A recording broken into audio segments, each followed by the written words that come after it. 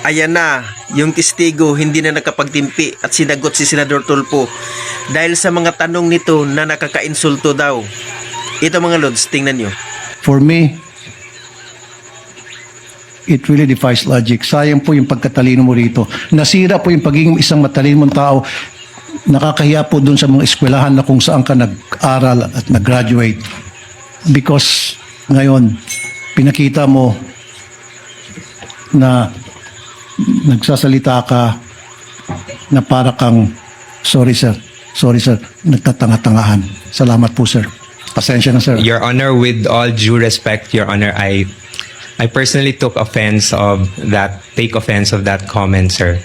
I actually just did my duty, sir. At the time, sir, I believe na yun po yung kailangan kong gawin bilang isang empleyado po, sir.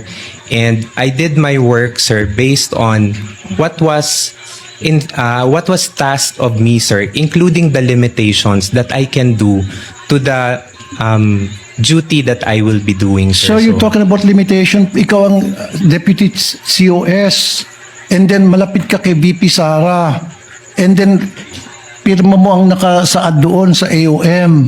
So karapatan mo po magtanong. Okay? Now, you're talking about taking offense. Paano naman po yung mga taong bayan? They're being offended sa paglulustay nyo ng pera. Lumilita na parang nilulustay ang pera dito eh.